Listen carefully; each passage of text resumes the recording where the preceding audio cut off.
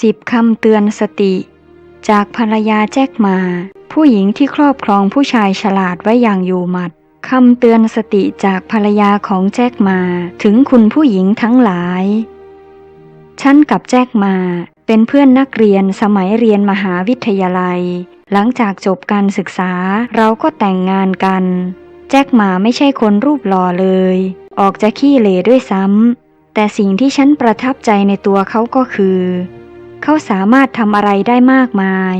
ในขณะที่ผู้ชายรูปหล่อทั้งหลายไม่สนใจจะท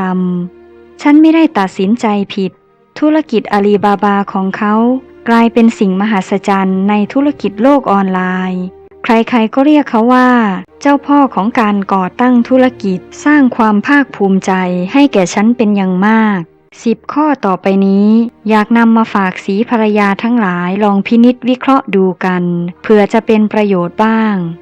1. หลังแต่งงานจะเปลี่ยนสถานะเป็นสีภรรยาและคุณแม่ของลูกอย่าเอาแต่ใจตัวเองเหมือนสมัยก่อนแต่งงานดูแลสามีดูแลลูกช่วยเป็นแรงหนุนให้สามี 2. หากรักสามีเราต้องรักพ่อแม่ของเขาด้วยไม่มีพ่อแม่เขา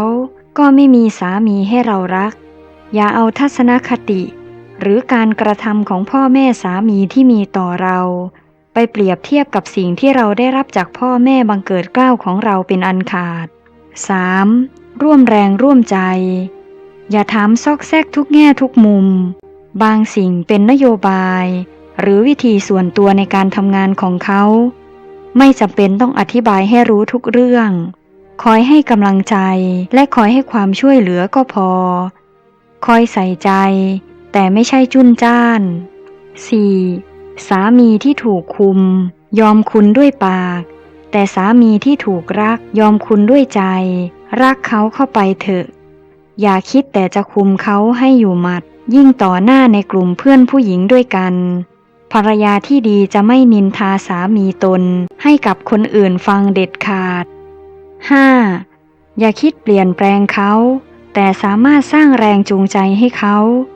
บุคลิกโดยทั่วไปของผู้ชายมักจะออกรูปขี้เกียจและไม่ค่อยรักษาความสะอาดนัก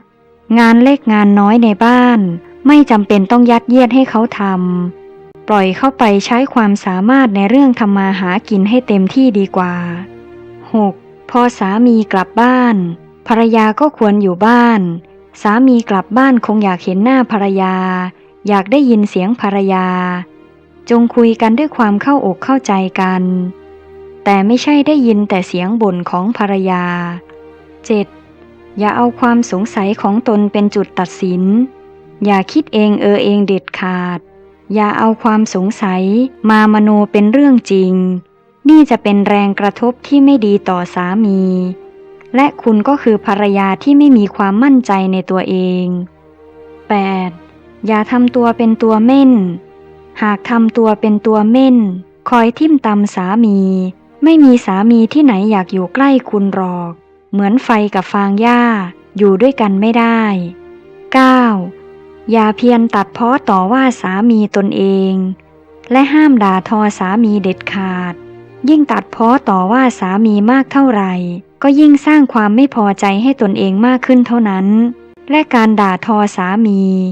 ไม่ว่าจะถูกหรือผิดจะมีแรงสะท้อนกลับมาหาคุณแน่นอน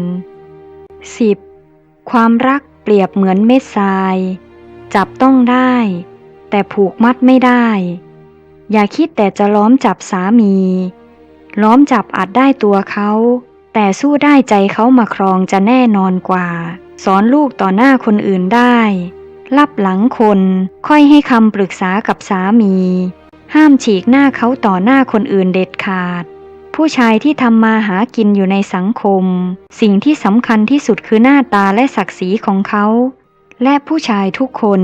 ก็หวงแหนสิ่งเหล่านี้มากภรรยาที่วางตัวดีชีวิตจะเป็นสุขแต่ภรรยาที่มีแต่ความไม่พอใจหาความสงบในชีวิตได้ยาก